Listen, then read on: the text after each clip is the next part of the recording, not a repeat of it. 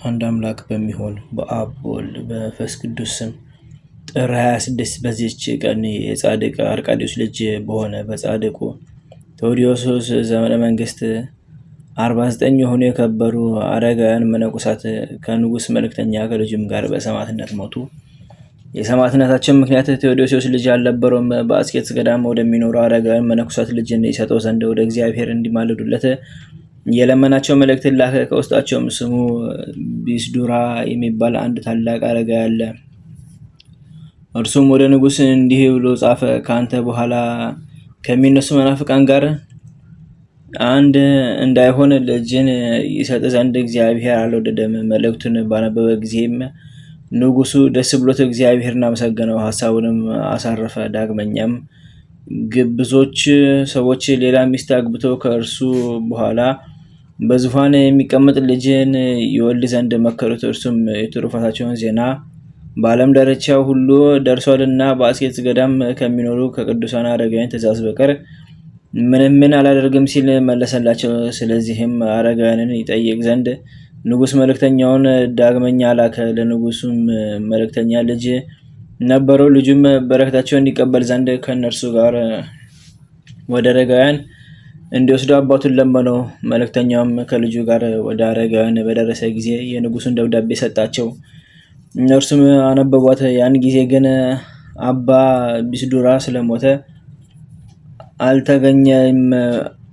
አረጋውያንም የንጉሱን መልእክተኛ የአባ ቢስዱራ ስጋ ወዳለበት ወሰዱትና አደረሱት። ስጋውንም አባታችን ሆይ እነሆ የንጉስ መልእክተኛ ወደኛ ደረሰ፣ እኛም የምንመልስለትን አናውቅም አሉት። በዚያንም ጊዜ አረጋዊ አባ ቢስዱራ ተነስቶ እግዚአብሔር ልጅን ሊሰጥ አልፈቀደም አላልኩህምን አለ በሉት።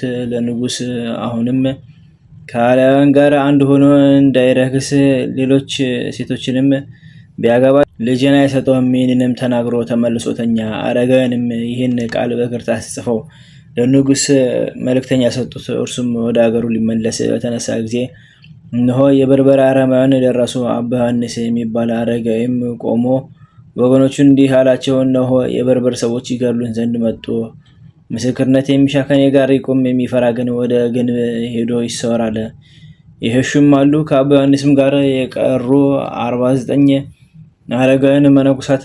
የንጉስ መልእክተኛም ልጅ ከጎዳና ጉዞ ላይ ዞር ሲል በአረጋውያን ሰማዕታት ራሶች አክሊላትን ሲያኖሩ መላእክትን አያቸው። በዚያም ጎልማሳ ስሙ ዲያስ ነው። አባቱንም እነሆ በአረጋውያን ራሶች ላይ አክሊላትን ሲያኖሩ ረቂቃን መላእክትን ያለው፣ አሁንም እንደ እርሳቸው አክሊልን ለመቀበል እኔ ሄዳለሁ አለው። አባቱም ልጄ ሆይ እኔም ካንተ ጋር ሄዳለሁ አለው። በዚያችም ጊዜ አረጋውያን መነኮሳት ለአረማውያን ተገለጡላቸው።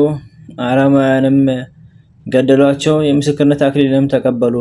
አረማውያንም ከሄዱ በኋላ መነኮሳቱ ከተሰወሩበት ግንብ ወርደው የሰማዕታትን ስጋቸውን ሰበሰቡ፣ ገንዘውም በበዓት ውስጥ አኖሯቸው። በእርሳቸውም ዘንድ ሌሊቱን ሁሉ የሚጸልዩና የሚዘምሩ ከእርሳቸውም የሚባረኩ ሆኖ የአባ ዮሐንስንም ስጋ ሰዎች ሰርቀው ባታኑን ወደሚባል ሀገር ወሰዱት። ከእርሳቸውም ዘንድ ጥቂት ቀን ኖረ። ከዚህም በኋላ ቅዱሳኑ ወደ ቦታ መለሱት። ሌሎችም ከሀገረ ፍዩም የጎልማሳውን ስጋ ሰርቀው ወደ ፍዩም ሀገር ሊያደርሱት የእግዚአብሔር መልአክ ነጥቆ ወደ አባቱ ስጋ መለሰው። መነኮሳቱም ብዙ ጊዜ ፈተኑት። የወጣቱን ስጋ ከአባቱ ጋር የሚለዩት ሆኖ ነበር። በጠዋትም በአንድነት ያገኟቸዋል። ከመነኮሳቱም አንዱ እንደሚለውን እስኪያይ እስኪሰማ ድረስ ለእግዚአብሔር ምስጋና ይሁን። እኛ በሕይወተ ሥጋ ሳለን እርስ በርሳችን አልተለያየንም፣ በጌታችን ክርስቶስም ዘንድ አልተለያየንም። እናንተ እርስ በርሳችን ለምን ታለያዩናላችሁ? ከዚያች ቀን ወዲህ የለያቸው የለም። አረማውያንም የአስቄጥስን ገዳም ባጠፉ ጊዜ ስለ ቅዱሳን ሰማዕታት ስጋ መነኮሳቱ ፈሩ። ከቦታቸውም አፍልሰው ወስደው በከበረ በአባ መቃርስ ቤተክርስቲያን ጎን አኖሯቸው። የመቃብር ቦታም ሰሩላቸው። በላዩም በሊቀ ጳጳሳት ቴዎዳሲዮስ ዘመን በስማቸው ቤተክርስቲያን ሰሩላቸው። ሊቀ ጳጳሳት አባ ብንያምንም ወደ አስቄጥስ ገዳም በመጣ ጊዜ የካቲት 5 ቀን እንዲከብር በዓልን ሰራላቸው። ይኸውም ስጋቸው የተገለጠበት ነው። ቤተክርስቲያናቸውም እስከ ዛሬ አለች። በቅብጥ ቋንቋ ብህም ብሲት በመባል የታወቀች ናት። ይህም 49 ማለት ነው። ለእግዚአብሔር ምስጋና ይሁን። እኛንም በከበሩ ሰማዕታት ጸሎት ይማረን፣ በረከታቸውም ከኛ ጋር ትኑር ለዘላለሙ አሜን።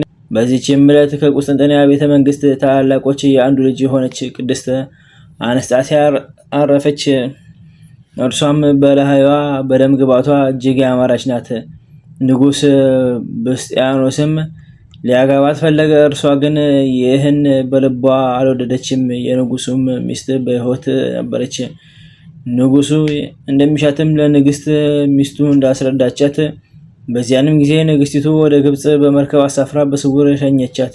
ከእስክንድሪያም ከተማ ውጭ ገዳም ሰራችላት፣ በዚያም ኖረች። ያም ገዳም በስሟ ተጠራ።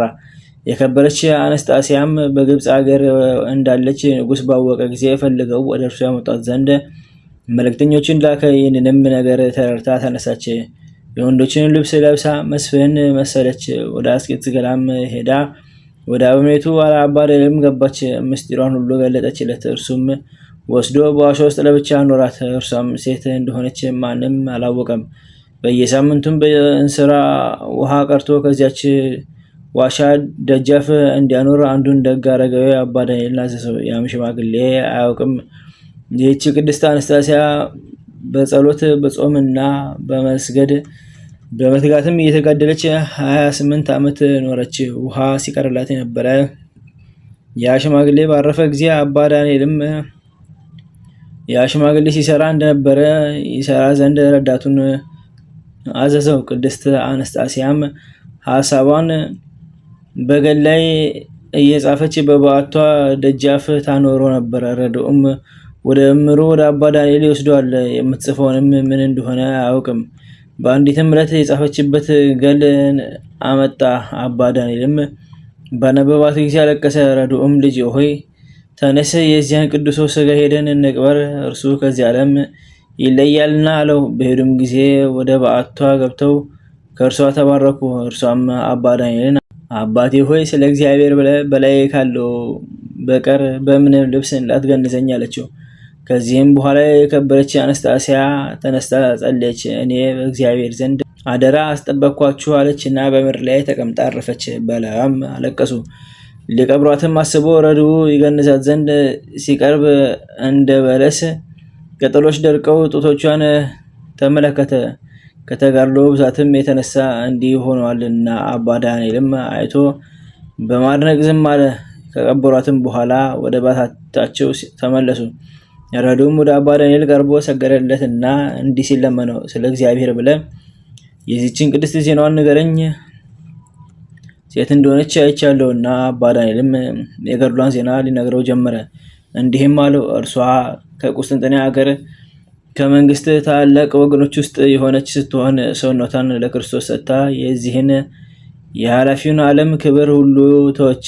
ሰይጣንን ከተዋጋችበትም ከዚህ ከታላቅ ተጋድሎቿ ለእኛ ለወንዶች መመኪያ ሊሆነን ይገባል። እርሷም የሴቶችን ደካማነት አለቃ፣ የኃይለኞችን ወንዶች ብርታትን ገንዘብ እስከማድረግ ደርሳ እግዚአብሔርን አገለገለችው። ለእግዚአብሔር ምስጋና ይሁን። እኛንም በጸሎታ ይማረን፣ በረከቷም ከኛ ጋር ይኑር ለዘላለሙ አሜን። በዚህችም ዕለት የከበሩ መጥርያስ የሰረስዮስ ሰማዕት የመፍቀሬ ነዳያን ዮሴፍ መታሰቢያቸው ነው። በረከታቸው ከኛ ጋር ትኑር። ለእግዚአብሔር ምስጋና ይሁን አሜን። አንድ አምላክ በሆነ በአብ በወልድ በመንፈስ ቅዱስ ስም ጥር 27 በዚህች ዕለት ከግብፅ ደቡብ ከታችኛይቱ ምስር አውራጃ በብኑሪ ከምትባል መንደር የከበረ ሰራቢዮን በሰማዕትነት ሞተ። ዘአቅረብኩ ማሕሌተ ዘኪረ አእላፈ እምነተጸምዱከ ዘልፈ ለላ አነብብቶ ከብዜኔት የመጽሐፈ እንተረሰከ እግዚኦ ጸሪቀውኑ ትኩፈ እምላቡ ላን ዘተርፈ ነቢያት ቅዱሳን ሐዋርያት ሰባኪያን ሰማዕታት ወጻድቃን ደናግል አዲ ወመነኮሳት ቲራን ባርኮ ጎይዛቲ መካን እስከ ረገይ ሊቅ ወንሱ ጻል ጻፉ በክርታስ ወለሳ ጻፉን ስደስ ወለሳ አምቦ ሰረጎ ሳዲስ ወለሰማ ቃሎ ዝናፈስ ጸሎተሙ ማርያም አለቂተ ኩሉ እንባስ ወራይ ማረን ኢየሱስ ክርስቶስ በቅዱሳኑ ጸሎት ጠብቀን በረከታቸው ከኛ ጋር ትኑር። ኦ አምላክነ በከመ ልትከ ዋኮ በከመ አውሳነ አቡነ ዘበሰማያት